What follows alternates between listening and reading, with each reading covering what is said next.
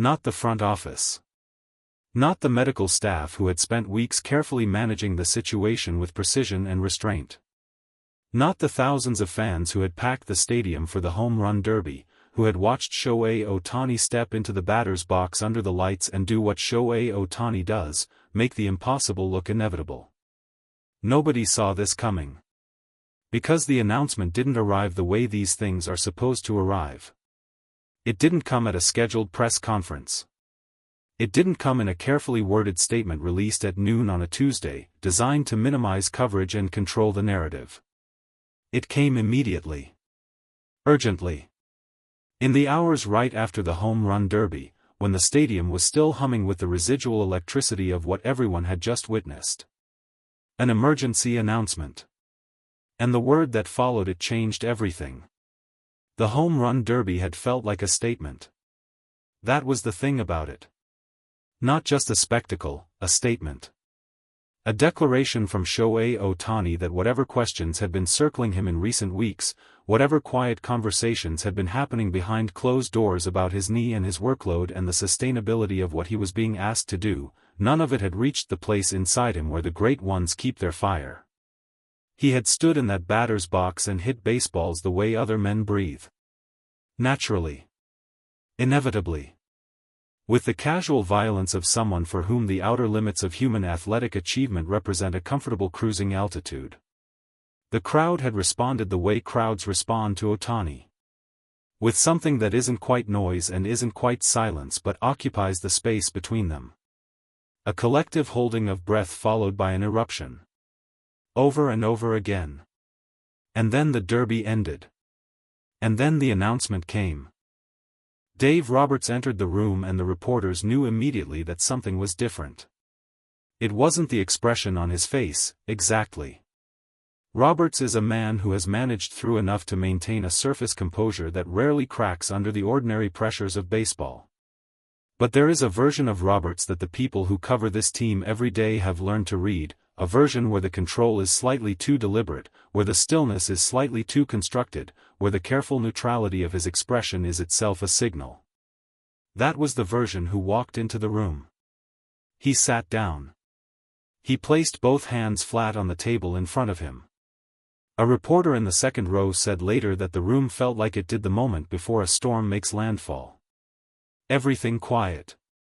Everything waiting. Roberts opened his mouth. It was the complete opposite of what we imagined. 12 words. That was all.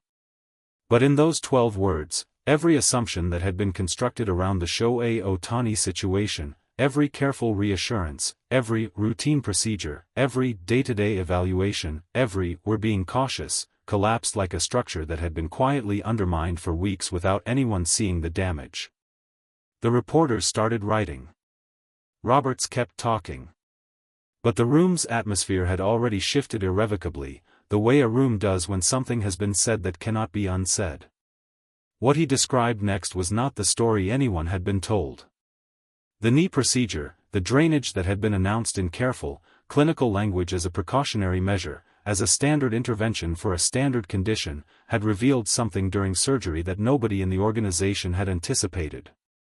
The GM, Andrew Friedman, would confirm it later in language that stripped away every layer of careful organizational messaging. It wasn't just a simple knee inflammation. He said it plainly. Without the usual architecture of corporate reassurance surrounding it. Just those 8 words, delivered in a tone that made 36 reporters stop typing simultaneously and look up from their notebooks. Because Andrew Friedman does not say things like that casually. Andrew Friedman is one of the most strategically intelligent front office minds in the sport. He understands that words from a GM's mouth carry institutional weight that individual player statements don't. He understood exactly what he was saying when he said it. And he said it anyway. Which meant it was worse than they had let on. To understand the full weight of what that sentence meant, you have to understand what the Dodgers had been communicating up until that point. The organizational line had been consistent. Ohtani's knee was being monitored. Fluid accumulation was a known and manageable condition. The procedure was scheduled and controlled. The timeline for his return was clear. Everything was proceeding as expected. That is the language organizations use when they want to tell you the minimum amount of truth required to satisfy the question without giving you enough to ask the next one. And for weeks, it had worked. The questions came. The answers came. The story moved forward without tipping into genuine alarm. Then the surgery happened. And something was found that didn't belong to the story they had been telling. Friedman's 8 words, "It wasn't just a simple knee inflammation," were not a slip. They were not a moment of emotional candor from a man caught off guard. They were a decision. A deliberate choice to acknowledge, in the plainest possible language, that the gap between what had been communicated and what was actually happening was a gap the organization could no longer maintain. The specific nature of the abnormality found during surgery has not been fully disclosed. That is not unusual in these situations. Medical privacy laws exist for players the same as for anyone else, and organizations have legitimate legal reasons to limit the clinical detail they share publicly. What has been disclosed is the category of what was found, and the category is significant enough to explain both Roberts' 12 words and Friedman's 8. What the surgical team encountered when they went in to address the fluid accumulation was not limited to the fluid. There was something additional. Something that the imaging done prior to the procedure had not fully captured. Something that, when the surgical team saw it directly, changed the nature of the conversation happening in that operating room. Sources familiar with the situation described the moment when the surgical findings were communicated to the Dodgers front office as one of genuine shock. Not the managed, controlled shock of people receiving news they had prepared themselves to potentially receive. The shock of people encountering something they had genuinely not considered. That distinction matters. Because the Dodgers' medical staff is excellent. Their imaging technology is state-of-the-art. Their preparation for every procedure involving their most valuable player would have been, by any reasonable standard, thorough. And they were still shocked. Roberts, when pressed for detail in the press conference, did something revealing. He answered the question about Ohtani's condition not by describing the condition but by describing his own experience of receiving the news. He said, "I've been in this game a long time. I've sat in a lot of rooms and heard a lot of things about a lot of players. This one was different." He didn't elaborate. He didn't need to. The reporters in that room, the ones who have sat across from Dave Roberts through pennant races and World Series runs and every manner of organizational crisis, understood that what they were being told was not a specific medical diagnosis. What they were being told was a scale. A sense of magnitude. A calibration from a man whose calibration they trust. This one was different. Outside the press room, the mood among the players was one that a clubhouse insider described with a single word: quiet. Baseball clubhouses are not quiet places by nature. They are ecosystems of noise and movement and the particular energy of men who spend more time together than with their own families, who communicate in a language of teasing and physical humor and the kind of shorthand that takes years to develop. They are alive in a way that most workplaces are not. On this night, the Dodgers clubhouse was quiet.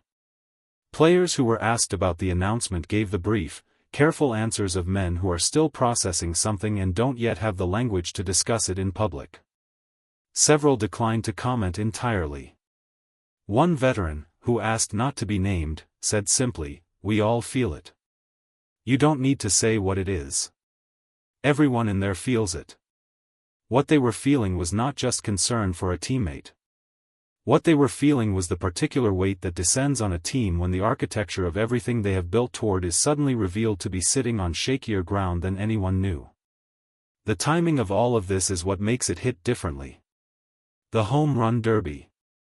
The midsummer showcase. The moment in the baseball calendar that exists specifically as a celebration, as a break from the grind, as an opportunity for the game to present its best and most spectacular to the widest possible audience.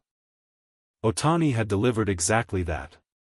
He had stood in that box and performed in the way only he can perform and given everyone in that stadium and everyone watching on screens across the world exactly what they had come to see. And then, within hours, the emergency announcement. The contrast is almost too stark to absorb. The image of the ball leaving his bat and climbing into the night sky. And then the image of Robert sitting at that table with his hands flat and his expression too controlled and his 12 words landing in a silent room. One story ending. Another beginning. And nobody sure yet what the new one means. Andrew Friedman, before he left the press area, was asked one more question. A reporter near the back of the room asked what the Dodgers' plan was going forward. Not specifically, the reporter was experienced enough to know a specific answer wouldn't come, but in general. In principle. What does the organization do now? Friedman looked at the reporter for a moment before answering. There was something in that pause that said more than anything that came after it. He said, "We're going to take care of Shohei. That's the only plan right now. Not the pennant race. Not the playoff positioning. Not the rotation or the designated hitter spot or the ERA or any of the 1,000 calculations that normally govern every decision a front office makes in July. None of that. We're going to take care of Shohei." Somewhere on the other side of the building, away from the press rooms and the cameras and the reporters and the organizational spokespersons carefully managing the flow of information, somewhere in the quiet of a medical area or a private room or a corridor that the cameras hadn't reached yet, Shohei Ohtani was processing the same information that had just sent shockwaves through an entire sport. He is not a man who processes things publicly. He never has been. His composure under pressure is one of the qualities that separates him not just from other baseball players but from most human beings. The ability to carry weight without showing the carrying. To absorb and continue. To be, on the surface, exactly what the moment requires while somewhere beneath the surface doing whatever it is that great athletes do with the parts of reality that can't be swung at or thrown away. What he was doing with this particular piece of reality, nobody outside a very small circle could say. But the footage would come out. It always does. And when it came, Ohtani walking, moving, his right leg taking each step with the careful deliberateness of someone who is managing something they would rather not be managing, the people watching it would look at that leg and remember Robert's 12 words. It was the complete opposite of what we imagined.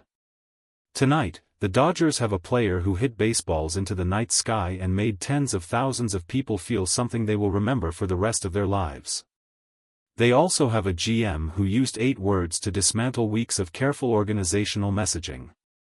A manager who sat at a table and told the truth in the plainest possible way. A clubhouse that is quiet when it should be loud. And somewhere at the center of all of it, the eye of a storm he didn't ask to be in the middle of, Shohei Ohtani. Taking the next step. And everyone watching to see what it costs him. The surgery results are in. The abnormality has been confirmed. The full picture is not yet clear. But tonight, for the first time, the Dodgers stopped pretending it was simple. And that changes everything.